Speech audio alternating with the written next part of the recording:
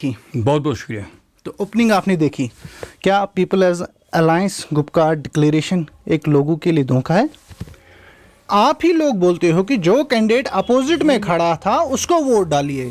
Constituency में कांग्रेस की धोखाबाजी की वजह से पीएजीडी ने कांग्रेस के मुकाबले में कैंडिडेट खड़ा नहीं किया। तो क्या ज़रूरत पड़ी आज जिस तरीके से आप लोग ही सड़कों पर ढोल बजाते हो, काफ़ी कुछ मंजर पेश किए जाते हैं, आपको नहीं लगता है कि लोग भी उस बात को भूल चुके हैं? बिस्मिल्लाहिर्रहमानिर्रहीम। बहुत बहुत शुक्रिया आप सभी दोस्तों का फिर से एक बार हमारे साथ जुड़ने के लिए। जिस तरीके से आपको पता है कि जम्मू कश्मीर में सियासी जो सूरत हाल है इस वक्त वो बहुत गर्म हो चुकी है, क्योंकि डीडीसी इलेक्शन अभी यहाँ पे हो रहे हैं। एक मरहला कल जो है उसमें वोटिंग डाली गई, दूसरे में कल है। इसी के तरीके बाकी जो मरहले हैं उनकी वोटिंग शेड्यूल पे रखी गई है। तो इसी के चलते आज हमारे साथ मौजूद है एडवोकेट रियाज अहमद खान साहब, जिन्होंने वकालत का पेशा छोड़ के 2014 में शांगस कॉन्स्टिट्यूंसी से नेशनल कॉन्फ्रेंस की सीट पे इलेक्शन लड़ा, लेकिन उनकी हार हो गई। उसके बाद पार्लियामेंट इलेक्शन आए। पार्लियामेंट इलेक्शन में उन्होंने यहाँ से लीड दे दी। जो सिटिंग एमएलए थे कांग्रेस के गुलजार अहमद वानी, उनको उन्होंने रेस में पीछे छोड़ दिया। तो आज जब डीडीसी इलेक्शन की अनाउंसमेंट हो गई तो Gupkar declaration, people's alliance Gupkar declaration ने यहाँ पे ये सीट जो है वो कांग्रेस को दे दी थी। क्योंकि कांग्रेस की गुपकार डिक्लेरेशन को लेके एक वाजिया पॉलिसी नहीं रही। पहले उन्होंने इसमें इंटरेस्ट दिखाई, लेकिन बाद में उन्होंने खुद को इससे किनारा कश दिखाया। जब इस ब्लॉक में कांग्रेस ने अपना ये सीट जो है वो कांग्रेस को दी गई, तो पीपल्स अलायंस गुपकार डिक्लेरेशन में जितनी भी पार्टियां थे तो उन्होंने कांग्रेस को सपोर्ट दिया था। लेकिन वही दूसरी जानिब से लोग इल्ज़ाम लगा रहे हैं कि जितनी भी पार्टियां इसमें हैं, लोगों को दिखाने के लिए या ज़बानी तौर पे वो तो अलायंस में है, लेकिन ग्राउंड पे हर एक पार्टी अपने कैंडिडेट को इंडिपेंडेंट उठा रही है। जिसकी सबसे बड़ी मिसाल हमें एडवोकेट रियाज अहमद खान साहब की कॉन्स्टिट्यूंसी शांगस में देखने को मिल रही। क्योंकि अगर पहले कांग्रेस को ये सीट दी गई थी तो उस टाइम जब उन्होंने विड्रॉ किया गुपकार डिक्लेरेशन, तो उस टाइम फॉर्म भरने का जो लास्ट डेट वो हो चुका था। लेकिन इस वक्त अगर बात करेंगे, नेशनल कॉन्फ्रेंस सलमा लतीफ़ जो कि एक इंडिपेंडेंट कैंडिडेट है उसको सपोर्ट कर रही है। इसी बात पे हम रियाज अहमद से बात करेंगे। एडवोकेट साहब बहुत बहुत शुक्रिया हमारे साथ बात करने के लिए। शुक्रिया, बहुत बहुत शुक्रिया। ओपनिंग आपने देखी, बहुत बहुत शुक्रिया। तो ओपनिंग आपने देखी, क्या पीपल्स अलायंस गुपकार डिक्लेरेशन एक लोगों के लिए धोखा है? जैसे कि आपने तमहीदी कलिमात में इस बात की जिक्र की है कि Gupkar declaration, Gupkar alliance, people's alliance for Gupkar declaration जो वजूद में आई है, उसका मकसद आप सबको मालूम है। लेकिन जहाँ तक डीडीसी का इलेक्शन है, ये जल्दबाजी में सेंट्रल गवर्नमेंट ने इस रियासत में, इस यूटी में हमारे ऊपर थोप दिया, जबकि इलेक्शन के लिए अभी माहौल साजगार नहीं था। लेकिन इस इलेक्शन को पीएजीडी ने एक चैलेंज समझकर इसमें पार्टिसिपेशन बहुत वजूहात की बिना पर की, जिन वजूहात की जिक्र हमारे कायदीन ही कर सकते हैं। जहाँ तक हल्के इंतखाब डीडीसी शांगस छतरगुल का ताल्लुक़ है, यहाँ पीएजीडी से कांग्रेस जब फरार हुई, कांग्रेस आप मानते हैं और आपने तमीदी कलिमात में भी ये मान लिया है कि कांग्रेस पीएजीडी का हिस्सा नहीं है। इसलिए पीएजीडी को कोई सीट खाली नहीं छोड़नी है।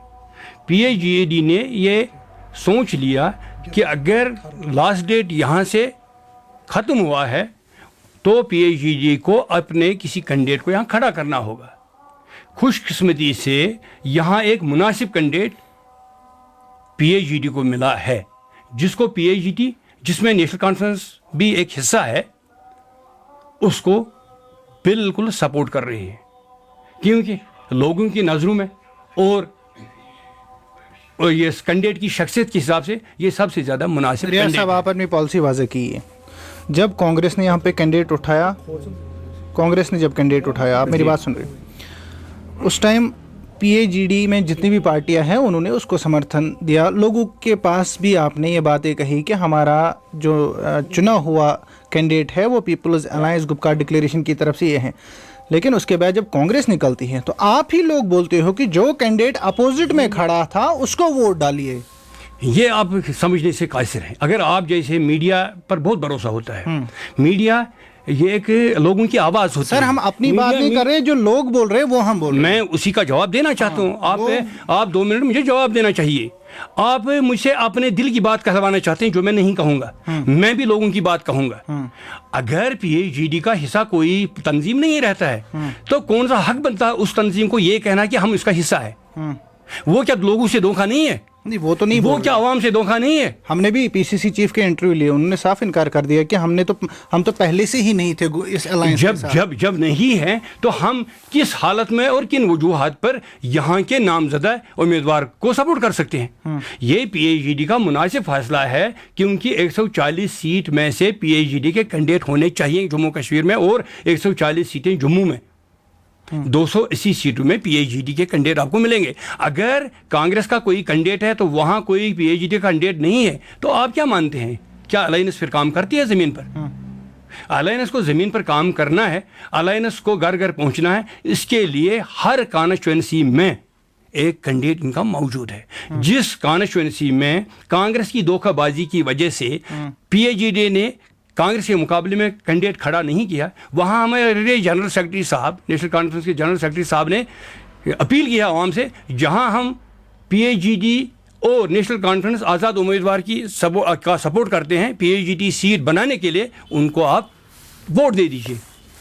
370-35A स्टेटहुड जब 5 अगस्त 2019 को हमसे छीना गया तो आपके लीडरान आप भी इस वक्त नायब सदर है ज़िला अनंतनाग के नेशनल कॉन्फ्रेंस के, आप लोगों ने लोगों को बोला कि ये मातम का वक्त है, ये हमारे लिए मातम का वक्त है। उसके बाद आपने महबूबा जी की बात करें क्योंकि वो आपके साथ इस वक्त शाना बशाना खड़ा है, तो उन्होंने भी ये बात बोली कि जब तक चाहे कोई भी इलेक्शन हो, चाहे वो अर्बन लोकल बॉडीज़ हो, पंचायत हो, पार्लियामेंट हो, अर्बन कोई भी इलेक्शन हो, हम हिस्सा नहीं लेंगे किसी भी सूरत हाल में। लेकिन उसके बाद अगर मातम था तो क्या ज़रूरत पड़ी आज जिस तरीके से आप लोग ही सड़कों पे ढोल बजाते हो, काफ़ी कुछ मंजर पेश किए जाते हैं, आपको नहीं लगता है कि लोग भी उस बात को भूल चुके हैं कि 370 यहाँ पे था? आपकी बात सही है। जो 5 अगस्त 2019 का फैसला था वो गैर आईनी, गैर जमहूरी, गैर उसूली फैसला था। लोग, लीडरान, आम लोग सब सदमे, तब भी थे सदमे में और आज भी सदमे में है। सदमा हमारे दिलों से नहीं निकला, ये तब निकलेगा जब हमारी खुसूसी पोजीशन हमारे लिए बहाल होगी। लेकिन जिस तरीके से कैंपेनिंग हो रही है वहाँ पे ये तो नहीं लग रहा है कि सदमा। कैंपेनिंग और जो मसले कश्मीर और 5 अगस्त का फैसला है वो अलग अलग है। ये इसलिए हैं कि बीजेपी और उसकी अलाइड पार्टीज़ को इस रियासत जम्मू कश्मीर से बाहर रखने के लिए इलेक्शन में एक सोच समझ करके पीएचईडी को फैसला लेना पड़ा, वरना कोई इसके लिए तैयार नहीं था। जहाँ तक आप अपनी बात करते हैं कि किसी हमारे कायदीन ने, किसी कायद ने ये कहा कि हम इलेक्शन में हिस्सा नहीं लेंगे, हमने भी वो बयान सुने। हाँ, वो उनकी ज़ाती राय हो सकती है, किन वजूहात की बिना पर इन इलेक्शन में हिस्सा लिया वो हमारे कायदीन ही इसका जवाब दे सकते हैं। हमें जो भी हुक्म कायदीन से मिलेगा हम उस हुक्म को ज़मीर पर अमल दरामद करेंगे। मुझे बताइए, इंडिपेंडेंट कैंडिडेट्स की कसीर तादाद ने इस चुनाव में हिस्सा लिया। कुछ लोग ये भी बोलते हैं कि बीजेपी सपोर्टेड में है क्योंकि यहाँ पे मजहबी रंगत को लेके बीजेपी को कश्मीर में आने नहीं देते हैं, तो आप इस बात को कहाँ तक मानते हैं? देखिए, ये सही बात है। बीजेपी अगर सेंट्रल गवर्नमेंट में हुकूमत में है, लेकिन बीजेपी हुकूमत नहीं करती है, बीजेपी अपना एजेंडा चलाती है। बीजेपी हिंदुस्तान नहीं है। हिंदुस्तान में कई इकाइयाँ हैं जो मुल्क को चलाती हैं। अगर जम्मू कश्मीर में 370 ख़त्म करने के लिए बीजेपी के मंशूर में ये पहले ही से था कि 370 को ख़त्म करना है, इसका मतलब बीजेपी अपना एजेंडा जम्मू कश्मीर में चला रहे हैं, जिसको जम्मू कश्मीर का आवाम चलने नहीं देंगे। ये एजेंडा सिर्फ 370 खत्म कर, और कई एजेंडे इंडिपेंडेंट कैंडिडेट्स को लेकर मैंने बात की। इंडिपेंडेंट कैंडिडेट्स का अपना, हर किसको अपनी अपनी ये अपना अपना कोई इनका अंदर का क्या होता है।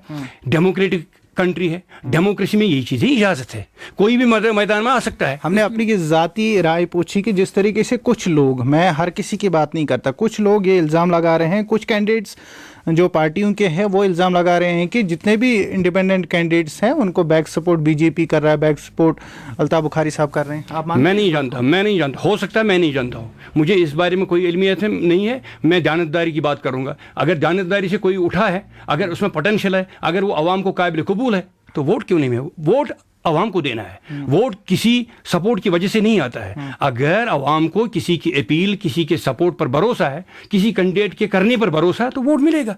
कल महबूबा जी को एक बार फिर से बंद किया गया था, आपको मालूम होगा। हाँ, एक बार तो आपने उस पर आवाज़ उठाई? हाँ, क्यों नहीं उठाई, क्यों नहीं? अगर ये डेमोक्रेटिक कंट्री है तो बंद रखना, बिला वजह किसी को बंद रखना गैर कानूनी है। यहाँ कानून काम करता है। इसीलिए मैंने कहा ना कि बीजेपी एक एजेंडा चला रहा है। अगर बीजेपी हुकूमत में होता तो कानून की पासदारी होती, कानून का अमल दरामद होता ज़मीन पर। कानून का लिहाज नहीं किया जाए, हमारी बदकिस्मती है। महबूबा जी ने जब इलेक्शन कैंपेनिंग स्टार्ट हुई तो महबूबा जी ने एक बयान दिया था कि यहाँ के जितने भी PhD के ये कैंडिडेट्स हैं उनको कैंपेनिंग नहीं करने दिया जा रहा है, सिक्योरिटी रीजंस की वजह से उनको बंद रखा जाए, तो उस पर क्या? हाँ, ये सही बात है, इसका मैं गवाह हूँ। जो जिस कैंडिडेट का मैं सपोर्ट कर रहा है, जिस कैंडिडेट को PhD सपोर्ट कर रही है, उसको सिर्फ 5 दिन पहले कैंपेन करने की इजाज़त दी गई, वो भी हमारी एक्सट्रीमिस्ट एफर्ट्स के बाद। हमने जब शो उठाया, महबूबा जी ने स्टेटमेंट दिया, हमारे नायब सदर साहब ने जब स्टेटमेंट दिया, और PhD के चेयरमैन डॉक्टर फारूक साहब ने जब स्टेटमेंट दिया, तभी पिछले 5 दिनों से हम कैंपेन कर रहे थे। जबकि हमारे मुखालिफिन, कांग्रेस का कैंडिडेट 14 नवंबर से कैंपेन में था, हमें सिर्फ 5 दिन के कैंपेन का मौका मिला है। ये सही बात है। 370-35 से 5 अगस्त की मैं बात कर रहा हूँ, आपको बंद रखा गया? मुझे बंद नहीं रखा, लेकिन मूवमेंट पर रेस्ट्रिक्शंस थी। मैं जेल में नहीं था, लेकिन मूवमेंट्स पर रेस्ट्रिक्शंस थी। मैं जेल में नहीं था। तो उस टाइम पे कुछ एक्टिविटी आपने 370 या आपके लीडर का, चलिए छोड़िए 370, आपके लीडर जो बंद किए गए फारूक साहब को पार्लियामेंट, आपने उस पर आवाज़ उठाई? जी, जहाँ जिस जगह जो था उसको बात करने की इजाज़त नहीं थी। हमारे MP साहिबान ने पार्लियामेंट में बात की, चाहे वो PDP के थे, चाहे वो नेशनल कॉन्फ्रेंस थे, जितना उनसे हो सका उनको अगरचे मौका नहीं दिया गया पार्लियामेंट में बोलने की, लेकिन तब भी उन्होंने हमारी आवाज़ को वहाँ उठाया। ठीक है, ये थी नेशनल पॉलिटिक्स। अभी क्या हुआ 370-35A या जितना भी था, इसको छोड़िए। अभी आपकी कॉन्स्टिट्यूंसी की बात करेंगे। आप अपने कैंडिडेट को किस नंबर पे देख रहे हैं? इंशाअल्लाह हम समझते हैं कि जीत यकीनी है। जब हमें मुकाबले में कैंडिडेटों को देखते हैं तो उनके मुकाबले में हमारी जो सपोर्टेड कैंडिडेट है सलमा लतीफ़ साहिबा, वो हाईली क्वालिफाइड है, MBA है, एक अच्छे घराने से ताल्लुक़ रखती है, और खिदमत करने का जज्बा, खुलूस है उनमें बहुत ज़्यादा। जहाँ तक कांग्रेस का कैंडिडेट है, एक नाबालिग बच्ची है, और जहाँ तक कांग्रेस का यहाँ पिछले 3 साल 6 साल में कारकर्दगी रही, वो बिल्कुल मायूस कुन रही है। लोग उनको हर हालत में वोट से हरा देंगे, और हमारी जीत यकीनी है। चलिए, बहुत बहुत शुक्रिया हमारे से बात करने के लिए। ये थे शांगस कॉन्स्टिट्यूंसी से एडवोकेट रियाज अहमद साहब, जो कि नेशनल कॉन्फ्रेंस के नायब सदर है ज़िला अनंतनाग के। तो आप मज़ीद खबरों के लिए जुड़े रहे JK लाइव के साथ। मुझे दीजिए इजाज़त, खुदा हाफिज़।